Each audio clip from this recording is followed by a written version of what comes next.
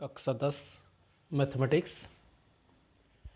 छात्रों, ये हमारी वीडियो नंबर 4 पृष्ठीय क्षेत्रफल तथा आयतन। आज हम एक्सरसाइज 13.3 करते हैं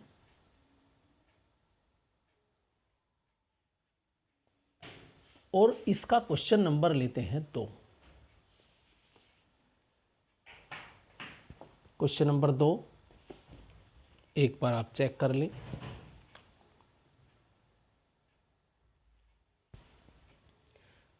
क्रमशः 6 सेंटीमीटर, 8 सेंटीमीटर और 10 सेंटीमीटर त्रिज्या वाले धातुओं के 3 गोलों को पिघलाकर एक बड़ा ठोस गोला बनाया गया। इस गोले की त्रिज्या ज्ञात कीजिए।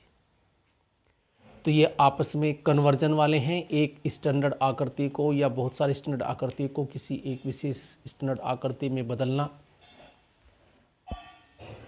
देखो, इसमें जब एक आकृति दूसरी आकृति में बदली जाती है तो उसका आयतन दोनों दशाओं में सेम ही रहेगा। हमारे पास यहाँ 3 गोले हैं। ये क्वेश्चन नंबर 2 है।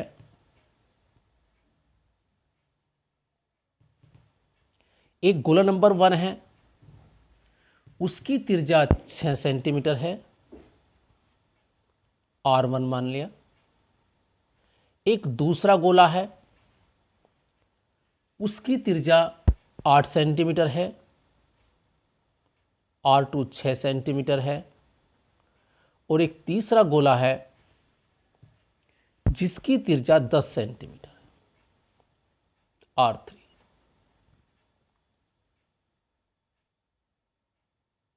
प्रश्नानुसार ये कहा गया है कि इन तीनों गोलों को पिघलाकर एक नया गोला बनाया गया। अब जो नया गोला बना, माना उसकी त्रिज्या R है, माना तीनों गोलों को पिघलाकर बने नए गोले की त्रिज्या R सेंटीमीटर है।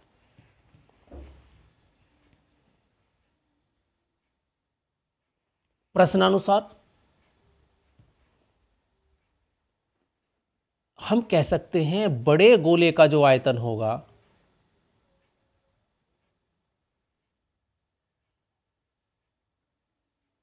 जो हमारे पास अभिष्ट गोला है जिसकी हमें त्रिज्या ज्ञात करनी है, उसका आयतन बराबर होगा प्रथम गोले का आयतन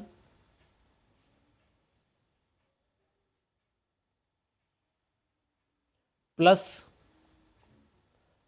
दूसरे गोले का आयतन प्लस तीसरे गोले का आयतन। तो जब ये 3 आकृति, ये पहला गोला है, ये दूसरा गोला है, ये तीसरा गोला है, इन तीनों गोलों को पिघलाकर जो भी हमारे पास धातु प्राप्त हुई, उस धातु से एक नया गोला बनाया गया जिसकी त्रिज्या R है। तो इन तीनों का आयतन का योग हमारे पास अभिष्ट गोला जिसकी हमें त्रिज्या ज्ञात करनी है उसके आयतन के बराबर होगा। हम जानते हैं गोले का आयतन का सूत्र होता है, यदि इसकी त्रिज्या ज्ञात है तो 4/3 पाई R क्यूब। तो इसके हिसाब से बड़े गोले का आयतन होगा 4/3 पाई R क्यूब। प्रथम गोले का आयतन 4/3 पाई R1 क्यूब, इसका R1 त्रिज्या मान ली हमने। दूसरे गोले की 4/3 पाई R2 क्यूब और 4/3 पाई R क्यूब तीसरे गोले का आयतन। अब हम देखते हैं 4/3 पाई पूरी इक्वेशन इसमें थ्रू कट जाएगा तो हमारे पास बचा R cube, R1 cube, R2 cube और R3 क्यूब। हमें R क्यूब याद करना है। R1 की वैल्यू 6 क्यूब,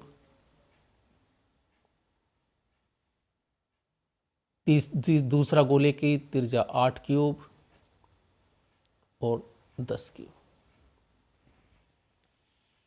अब हमें इनकी क्यूब निकालनी है।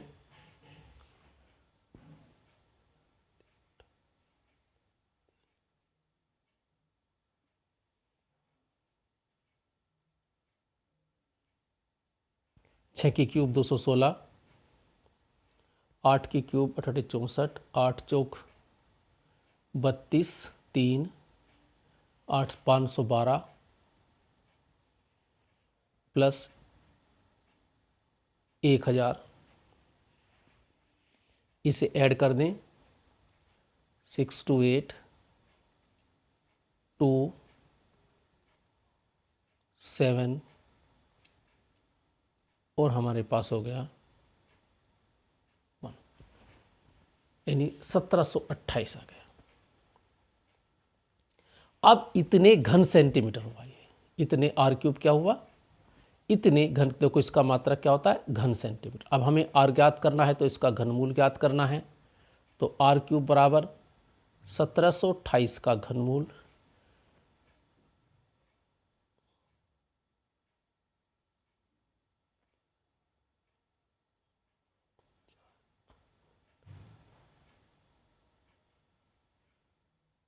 ये हमारे पास मैंने निकाला है अभी। इसे मैं लिख सकता हूँ 12 गुणा 12 गुणा 12।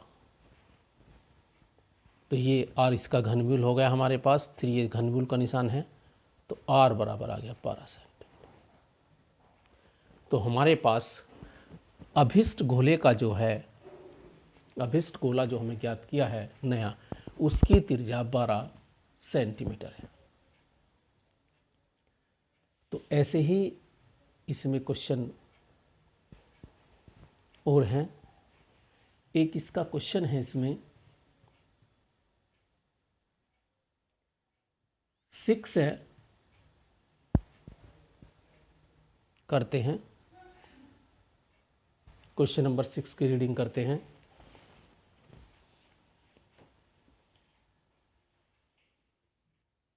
विमा 5.5 सेंटीमीटर गुणा 10 सेंटीमीटर गुणा 3.5 सेंटीमीटर वाले घनाभ बनाने के लिए इतने सेंटीमीटर व्यास और इतने मोटाई वाले कितनी चांदी के सिक्के को पिघालना पड़ेगा।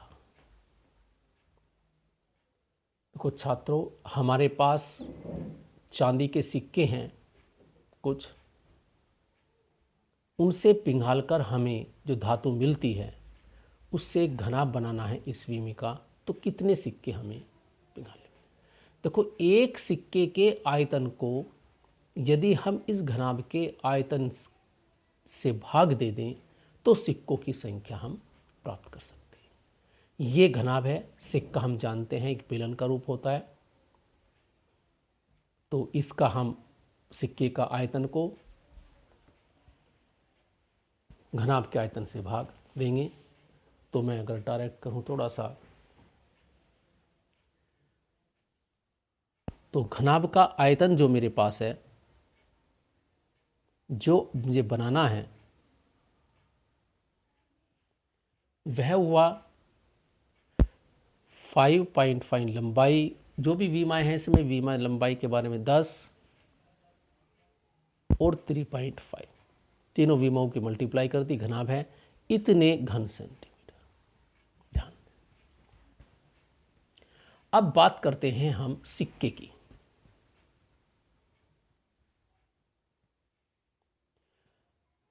सिक्का एक हमारे पास बेलन होता है, उसमें कुछ मोटाई होती है। हमें जो व्यास दिया है वो 1.5 से 1.75 सेंटीमीटर। अगर हम त्रिज्या की बात करें, अगर मैं आर लिखूं तो 1.75/2 सेंटीमीटर हो गया, क्योंकि सभी मात्रक हम सेंटीमीटर में करेंगे, यूनिट में करेंगे।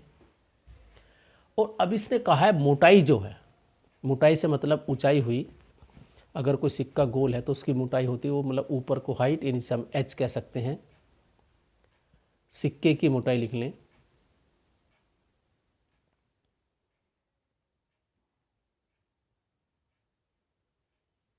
h बराबर सिक्के की मोटाई, और वो हमारी है 2 mm। इसे मुझे सेंटीमीटर बनाना है। देखो 1 सेंटीमीटर में 10 mm, तो मैंने इसे 10 से भाग कर दिया, 2/10 सेंटीमीटर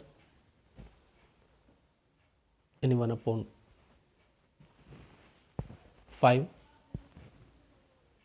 या 0.2। बाद में देखते हैं, चलो 0.2 ही लिख देते हैं। सिक्का मैंने बेलन बताया, तो सिक्के का जो आयतन हुआ एक सिक्के का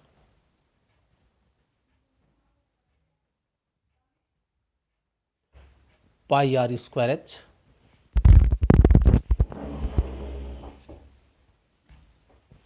पाई का मान 22/7, आर का मान त्रिज्या है 1.75/2, 1.75/2 मैंने r² डबल बार कर लिया, और इंटू h है 0.2। अगर मैं थोड़ा सा सोल्यूशन करूं, 2 से कट के 11 आ गया, नीचे 10 आ गया, 2 से 2 गया,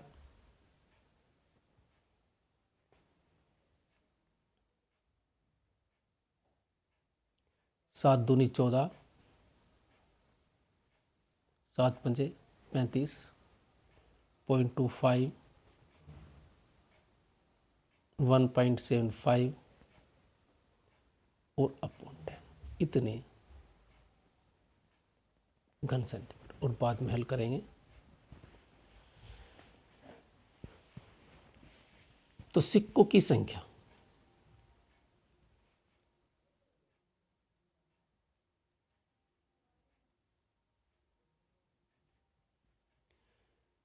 हमें जो घनाभ बनाना है उसका आयतन सिक्कों से जो बनाना है, और एक सिक्के के आयतन से भाग दे दें।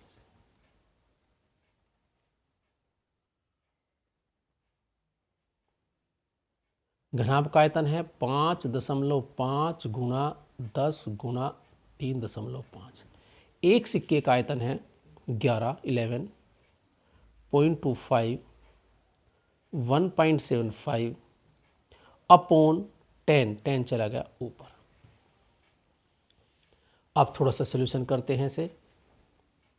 देखिए 11 पंजे 55 डेसिमल 5,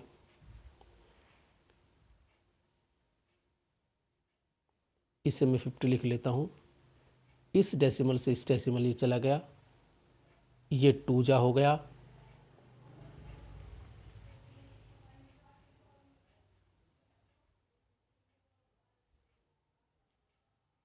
तो ऊपर हुआ 2, ये वाला है 10 × 10 100, इसे मैं 0 लिख लेता हूँ यहाँ। 3 डेसिमल से डेसिमल कट गया, तो 3.5 350 यानी कि डेसिमल हटा चुका, अपॉन, और मेरे पास बचा 175। देखो 25 का 100, 25 7 175, और 7 पंजे 35 50, तो 4 दूनी 8 पंजे 40, 400 सिक्के।